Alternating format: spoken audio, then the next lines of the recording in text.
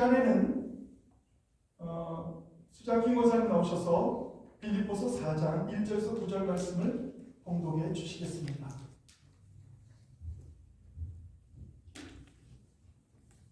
그러므로 나의 사랑하고 사모하는 형제들, 나의 기쁨이요 면류관인 사랑하는 자들아, 이와 같이 주 안에 서라. 내가 유오디아를 권하고 순두개를 권하노니 주 안에서 같은 마음을 품으라. 또 참으로 나와 몽해를 같이한 내게 구하노니 복음에 나와 함께 힘쓰던 저 여인들을 돕고 또한 클레멘도와 그 외에 나의 동역자들을 도우라. 그 이름들이 생명책에 있느니라. 주 안에서 항상 기뻐하라. 내가 다시 말하노니 기뻐하라. 너희 관용을 모든 사람에게 알게 하라. 주께서 가까우시니라. 아무것도 염려하지 말고 다만 모든 일에 기도와 간구로 너의 구할 것을 감사함으로 하나님께 아뢰라. 그리하면 모든 지각에 뛰어난 하나님의 평강이 그리스도 예수 안에서 너의 마음과 생각을 지키시리라. 끝으로 형제들아, 무엇에든지 참되며 무엇에든지 경건하며 무엇에든지 오르며 무엇에든지 정결하며 무엇에든지 사랑받을 만하며 무엇에든지 칭찬받을 만하며 무슨 덕이 있든지 무슨 기림이 있든지 이것들을 생각하라. 너희는 내게 배우고 받고 듣고 본 바를 행하라. 그리하면 평강의 하나님이 너희와 함께 계시리라. 아멘.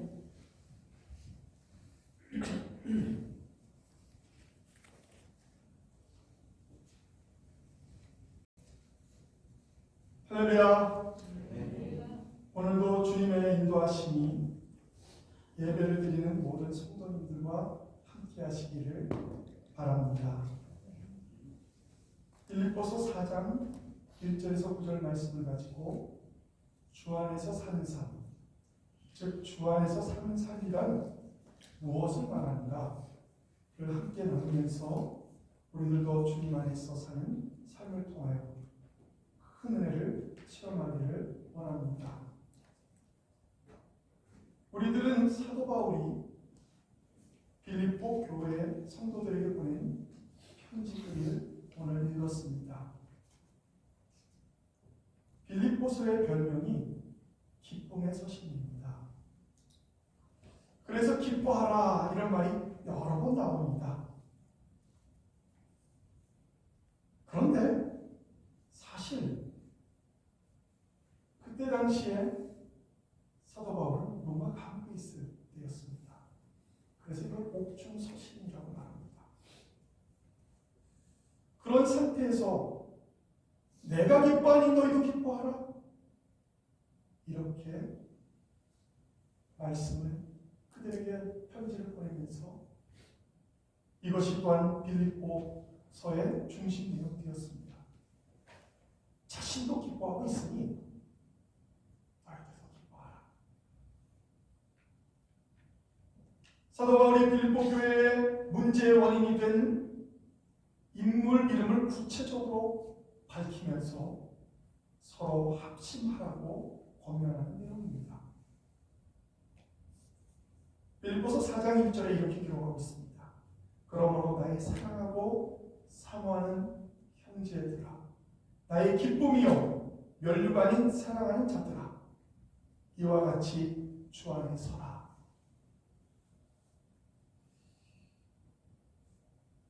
나의 사랑하고 사모하는 형제들, 이렇게 표현한 것은 빌립보 성도들을 다시 만나기를 간절히 원하는 사도 바울의 소망을 볼 수 있는 사랑의 애칭적인 단어입니다. 또한 나의 기쁨이요 면류관인 사랑하는 자들아, 이 표현은 빌립보 성도를 향한 사도 바울의 진실한 사랑을 나타내는 표현이기도 합니다. 그리고 마지막으로 이와 같이 주 안에 서라, 이 말씀은 성도들 간에 견고하게 하나가 될 것을 강하게 요청하는 권면입니다.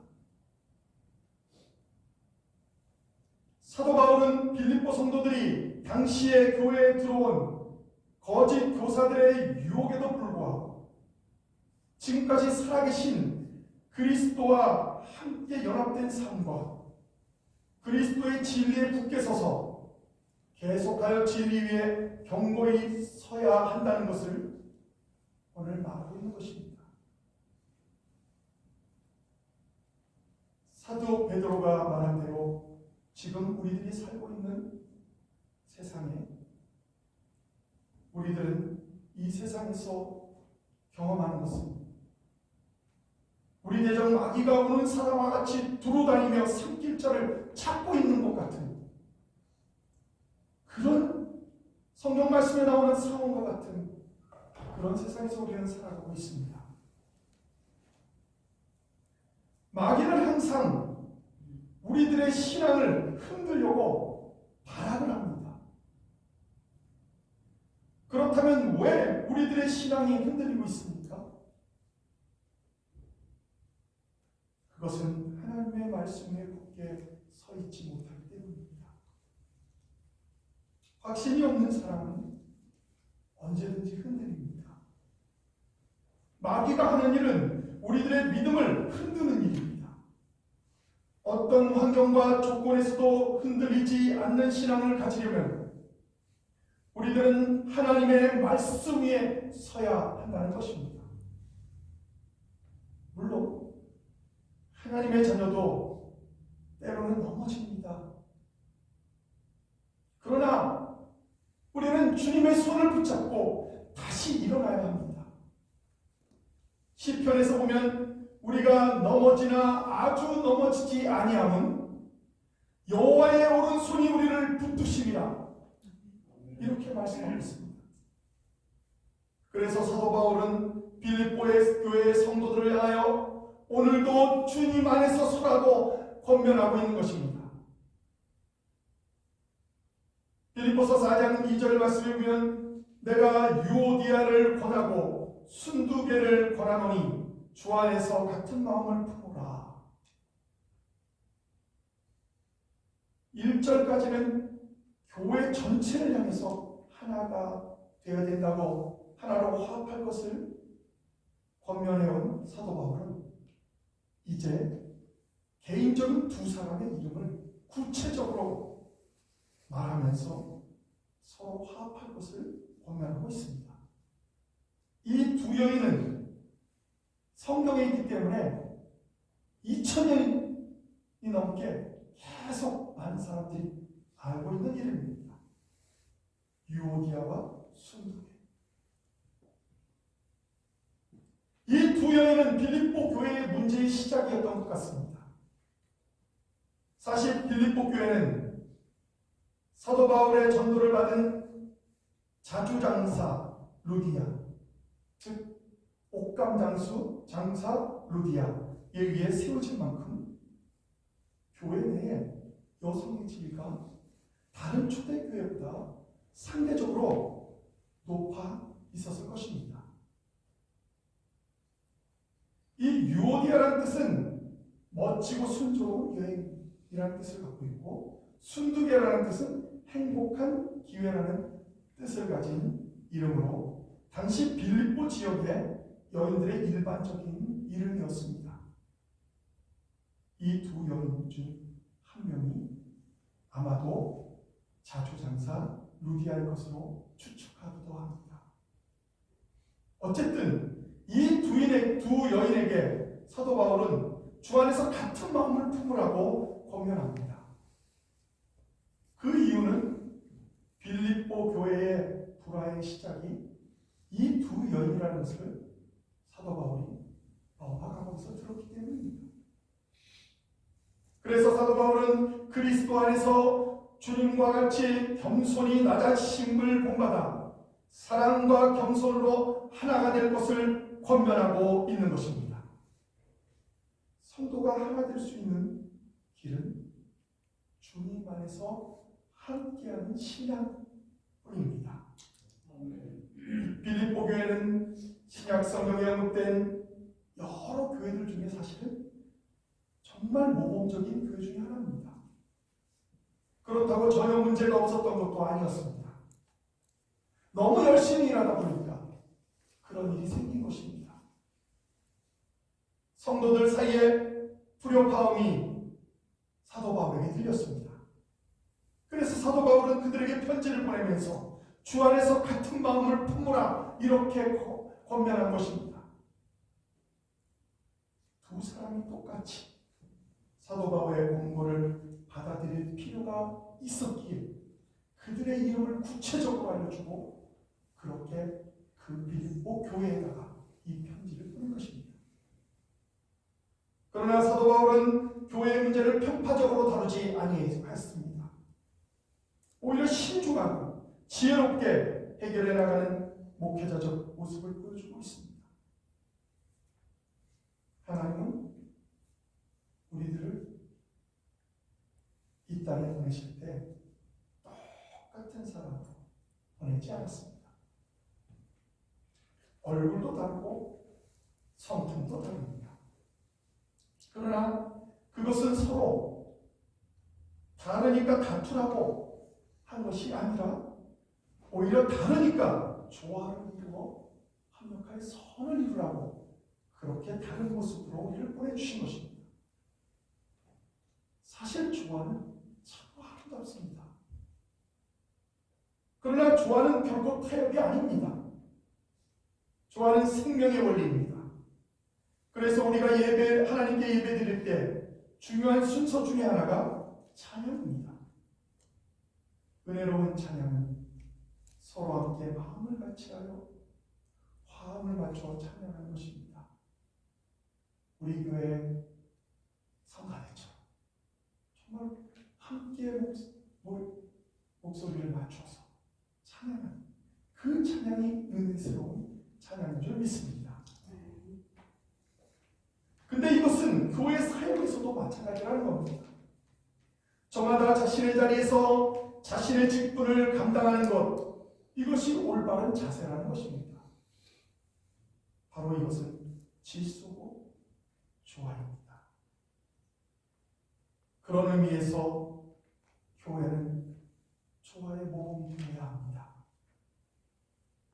그러면 서로 다르기 때문에 생기는 쉬운 갈등들은 어떻게 해결해야 할까요?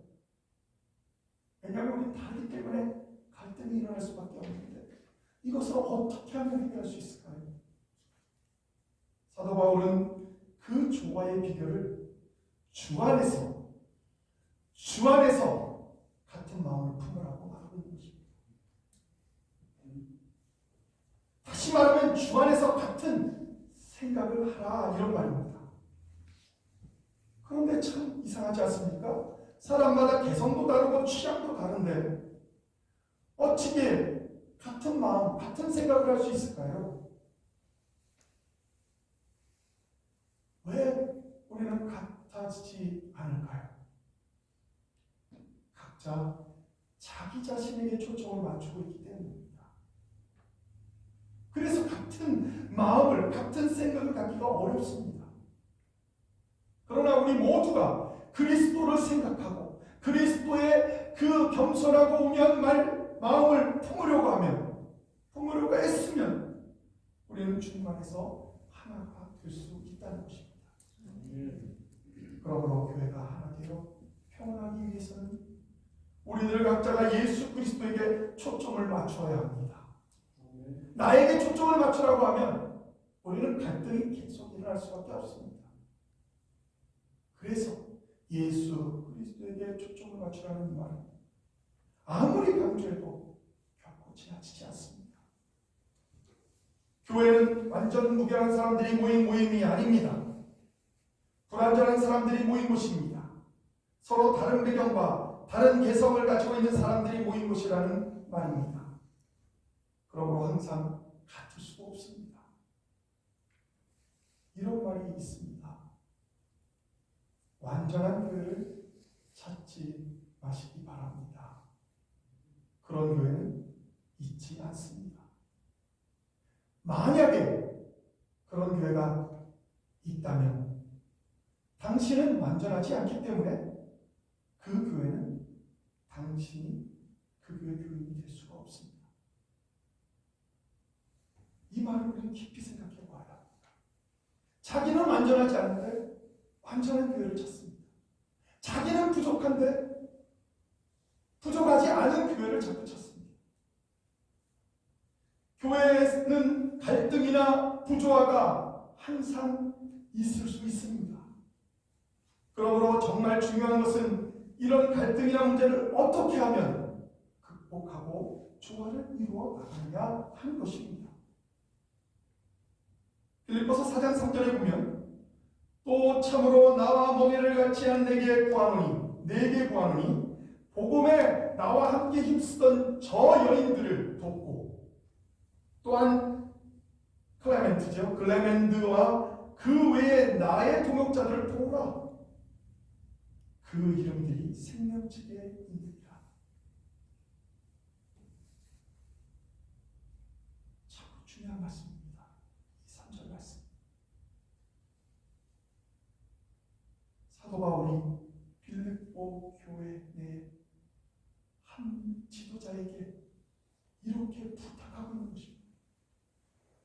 두 여인이 화해할 수 있도록 도움을 줄 것을 부탁하고 있습니다. 유오디아와 순두개는 비록 지금은 서로 불화하여 교회를 분열시키는 원인이 되고 있지만 그들이 사도 바울이 있었던 전에는 사도 바울을 도와서 빌립보 교회에서 복음을 위해 많은 헌신적인 일을 한 인물들이었다는 것입니다. 그런데 여기서 더 중요한 것은 사도 바울이 이 두 여인의 불화의 내용을 먼저 말하지 않았습니다. 오히려 그들의 복음을 위한 고문에 대해서 말하고 있습니다. 이것을 통해서 두 여인들로 하여금 복음을 위해 다시 화합할 것을 말하고 있는 것입니다. 이처럼 남의 단점보다 헌신과 공을 내세워 줌으로써 문제를 해결하려는 사도 바울의 사도로서의 위대함을 우리는 이 구절에서 보게 된다는 것입니다. 그리고 비록 서로 다툼이 있고 어려움이 있는 두 여인이지만 그들이 하나님 나라의 백성임을 증언하고 있습니다. 생명책에 그들은 기록되어 있다. 비록 지금 서로 분열이 되고 서로 불화가 있지만 그럼에도 불구하고 이 두 여인들이 하나님 앞에 헌신하고 했다. 또 하나님을 예수 그리스도를 온전히 믿고 있기에 그들은 하나님의 생명책에 기록되었다 라고 말합니다. 사실 이 생명책에 대한 내용은 신약에서는 구약에서는 여러 군데 나오는데 신약에서는 유일하게 요한계시록과 오늘 우리가 본 이 빌립보서 4장만 나옵니다.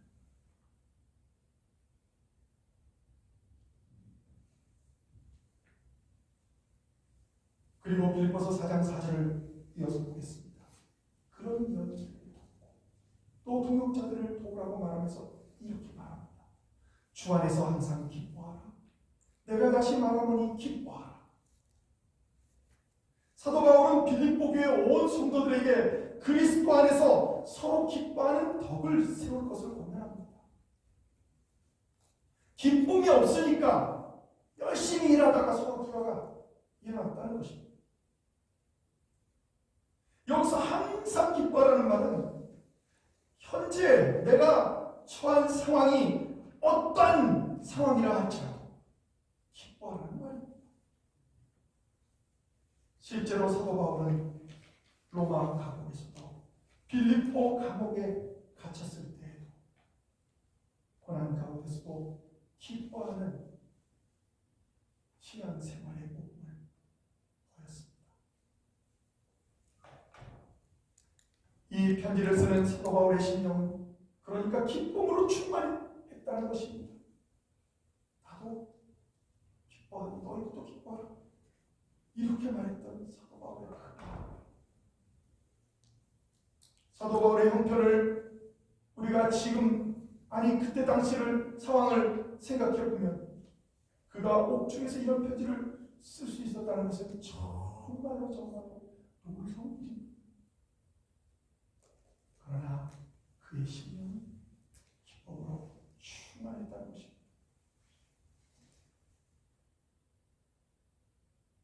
그렇다면 이 기쁨의 비결은 어디서부터 나왔을까요? 주 안에서 항상 기뻐하라. 주님으로부터 나왔다는 것입니다. 그리스도로부터 나왔다는 것입니다. 사도 바울은 문자 그대로 주님 안에서 살았던 인물입니다. 사도 바울에게는 두 차원에서 그는 살았습니다. 육신은 로마의 감옥에서 살았지만 그의 심령, 그의 마음은 주님 안에서 살았습니다. 그러므로 주 안에서 갇힌 내가 권하노니 이렇게 말한 것을 보면 분명히 그가 갇혀 있었다는 것을 우리가 알 수 있습니다. 그렇습니다. 사도 바울은 항상 주 안에서 살았습니다. 그렇다면 오늘 말씀의 제목과 같이 주님 안에 사는 자는 과연 어떤 자이고 어떤 삶을 살아갈까요? 우선 주 안에서 사는 사람은 삶의 목적이 다릅니다. 이 말은 하는 일이 다르다는 그런 뜻이 아닙니다.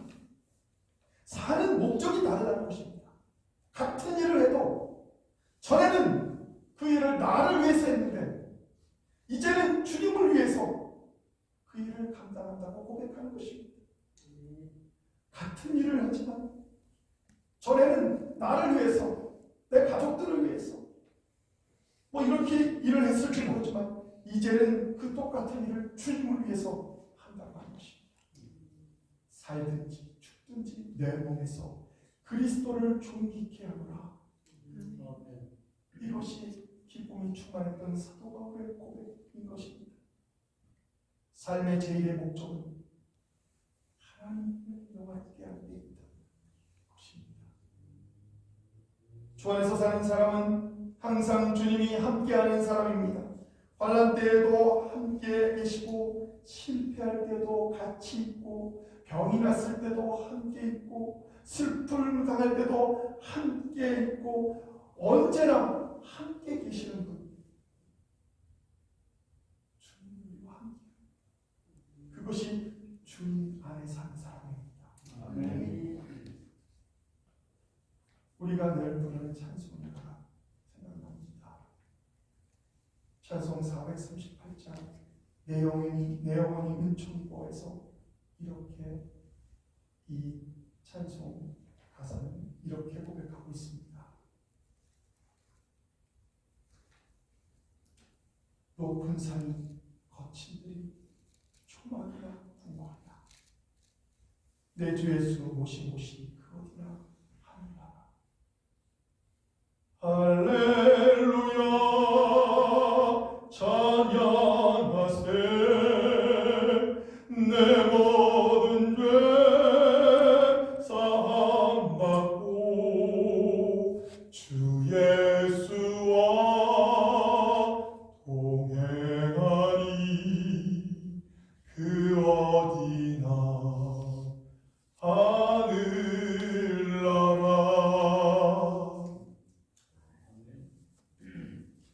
주님과 함께하는 사람은 그 어디나 초막이나 궁궐이나 거칠들이나 주님과 함께하면 그것이 하나님의 나라가 되는 줄 믿습니다. 하나님의 나라는 슬픔이 없다고 말하지 않습니까? 고통도 없고 아픔도 없고 기쁨과 사랑만, 빛과 소망만이 넘친 줄 믿습니다. 우리가 신약 성경을 보면 주 안에 있던 사도 바울과 실라는 핍박 중에서도 감옥에서도 기뻐하며 찬송을 불렀습니다. 그렇습니다. 참으로 기뻐하는 생활은 주 안에서만 가능하다는 것을 실제로 사도 바울과 신라는 보여주었습니다. 빌립보서 4장 5절에 너희 환영을 모든 사람에게 알게 하라. 주께서 가까우시니라.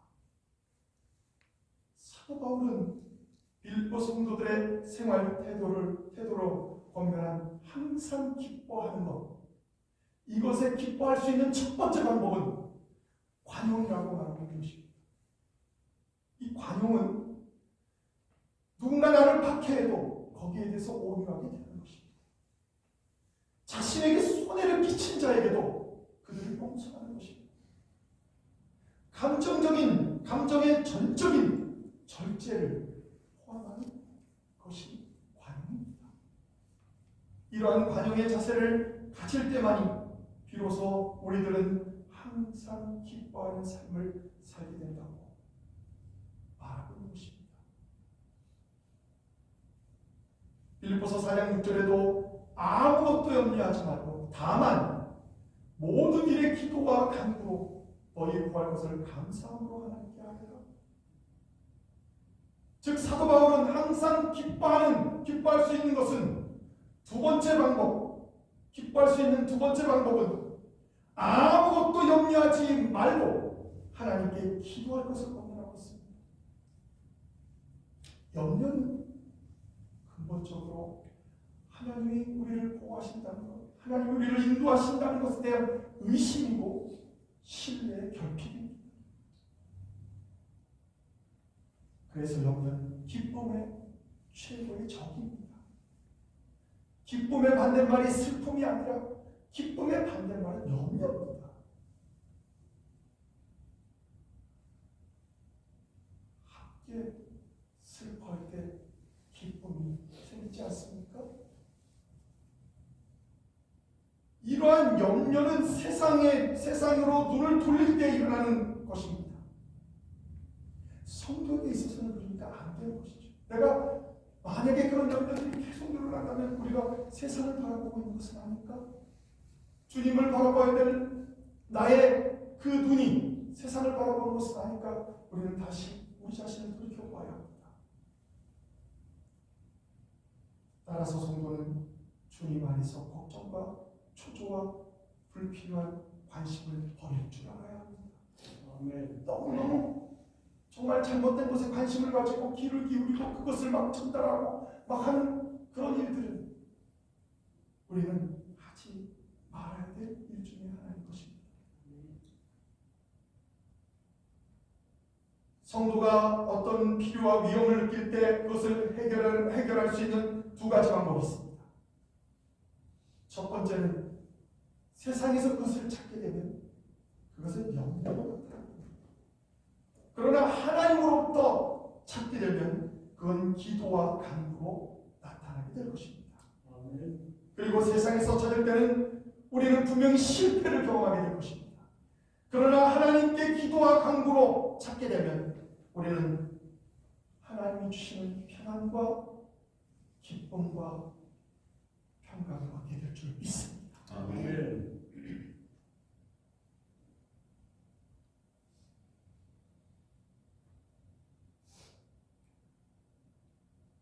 이 시간에 우리가 한번 잘 생각해 봅시다.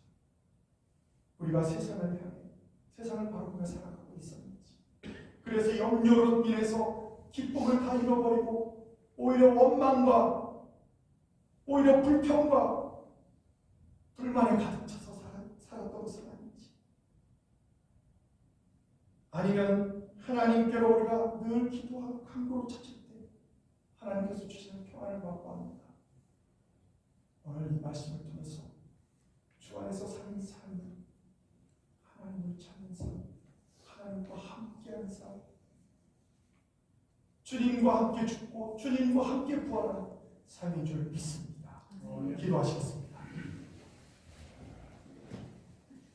하나님, 오늘도 하나님께서 주신 귀한 말씀을 통해서 저희들 이 시간 염려를 버리고 감사함으로 하나님께 기도와 간구로 나아갈 때 하나님께서 주시는 평강을 얻게 될 줄 믿습니다.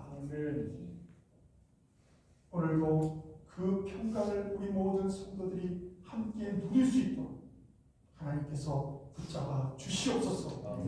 예수 그리스도의 이름으로 간절히 기도합니다. 아멘.